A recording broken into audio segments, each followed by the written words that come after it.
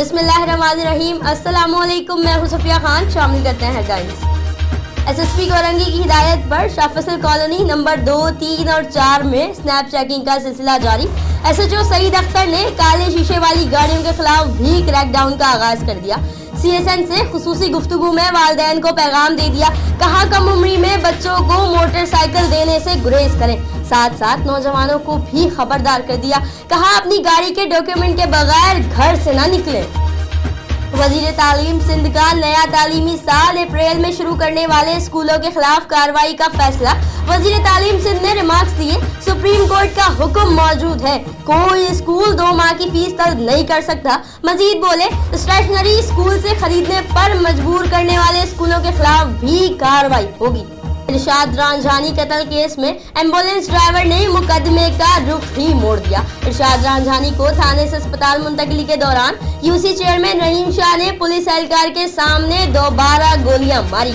Ambulance driver का बयान, थाने से रहीम शाह एम्बुलेंस के पीछे आया। इंस्पेक्टर आमिर से बात करने के बाद एम्बुलेंस का दरवाजा खोलकर फायरिंग कर दी। पुलिस एहलकार ने कहा, चुप रहो और एम्बुलेंस अस्पताल ले चलो। चालान में दहशतगर्दी की दफात भी शामिल।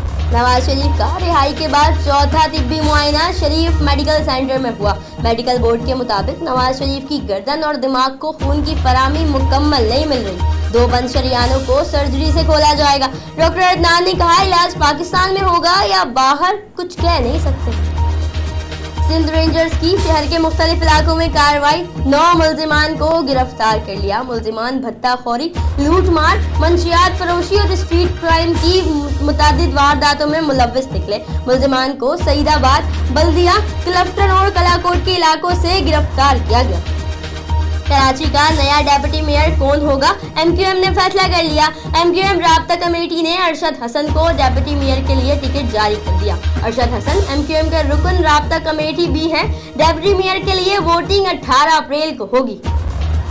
वजीर बल्दियात सईद गनी ने अचानक इंडस्ट्रियल एरिया, लांडी, दाऊद चौरंगी, भैंस कॉलोनी समेत मुख्तलिफ इलाकों में जारी तरक्याती कामों का जायजा लिया तो इलाका मकीनों ने भी वजीर बल्दियात को दिल खोल के अपने मसाइल से आगाह किया।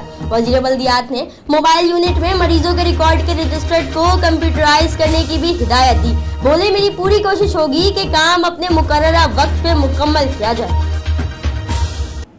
फिर वक्त इतना ही। मजीद खबरों और अपडेट्स के लिए विजिट कीजिए हमारी वेबसाइट csnlive.tv। इसके अलावा आप हमें ट्विटर और फेसबुक पर भी ज्वाइन कर सकते हैं। देखते रहिए CSN।